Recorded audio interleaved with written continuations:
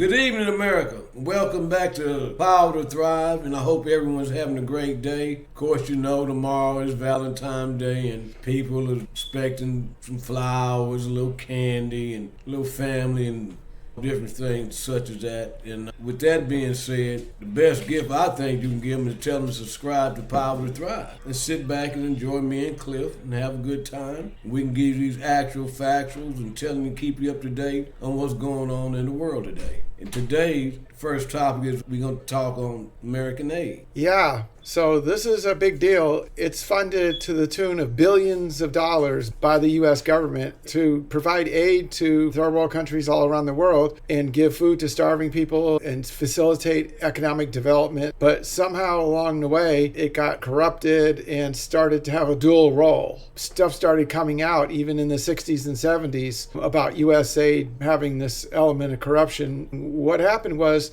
it started acting like a front agency for the CIA, because the CIA is a branch of U.S. government. Basically, they're spies, and they carry out things like regime change operations, toppling foreign governments, and influencing politics all around the world, and all sorts of stuff that the American public probably wouldn't be too happy with. And they do this on a clandestine basis. They sneak around undercover doing this stuff. So they can't go to a foreign country and say, we want to set up a CIA office in your country, because foreign governments would say, hell no, we don't want a CIA office. Like if Russia came to the United States and said, we're going to put a KGB office in the United States, we'd be like, hell no. So what they would do is they set up USAID offices in all these foreign countries, because who could say no to foreign aid and to helping poor people and helping starving people? And then what they would do is the CIA would creep in there and start using these offices as bases in foreign countries to conduct their operations. And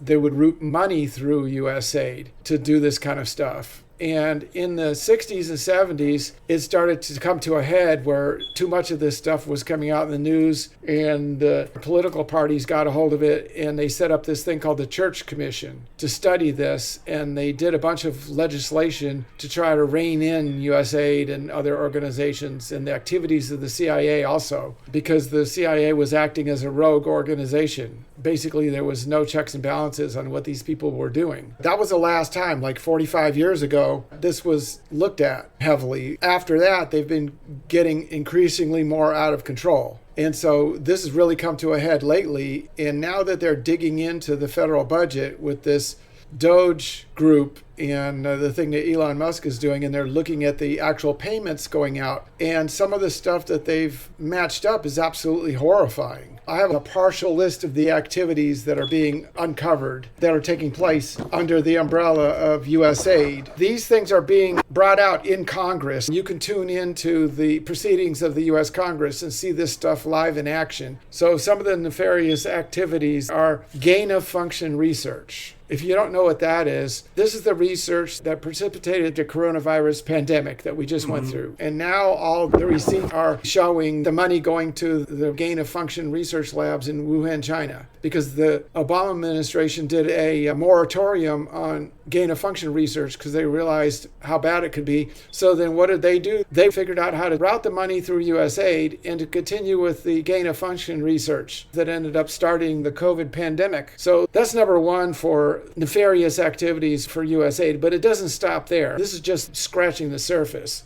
They were funding international censorship schemes in over 50 different countries indirectly and over 30 different countries directly. Another thing that they were doing was they were funding population control programs in South America and forced sterilization programs. This stuff just sounds so crazy that if it wasn't coming out in congressional testimony, you would never believe this. Another example is funding to influence the outcome of United Nations votes and United Nations activities. And then there's PSYOPs that they were funding, which are psychological operations to induce race wars in foreign countries. So if there's some country that they want to destabilize and they don't like the government, then they use propaganda to precipitate a race war. And they're doing this in third world countries to destabilize them. And then there's the $2 million they were funding on programs for transgender mice. And why would they do that? I have no idea, but I know that has nothing to do with helping starving people. That I know. I got a question for you. And so it's just really... Here in real time, locally, here at the Port of Houston, why are we sitting here with $40,000, $50,000 worth of food?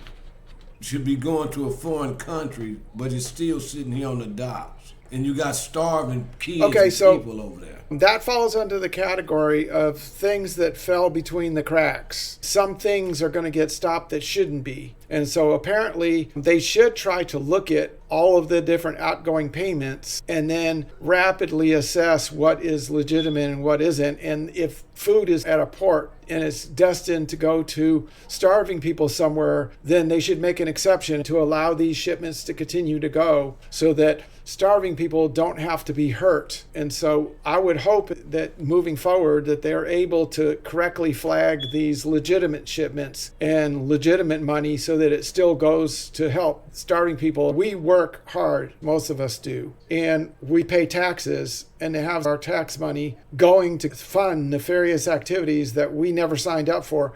I damn sure worked my butt off for years, and I didn't do it with the expectation that my tax money would be going to fund research that would end up killing millions of Americans. And if this is the kind of crap they're doing, then we got to put a stop to it. That's all I can say. Well, buddy, we coming to an end on this session. Any final words you would like to say to America before we go? Yeah, the coverage of this on the mainstream media is completely split along party lines. And that's why I limited myself to directly looking at what's coming out in congressional testimony. You can't trust the news media whatsoever. They lie. Gotcha. On the next episode, we're going to talk about the two political parties and the liberal news media and the conservative news media, because that's a whole nother can of worms that we need to talk about. So we'll start talking about that on the next episode. Well, America, have a good night. Enjoyed you. Before you go, if you happen to be driving home in an Uber, or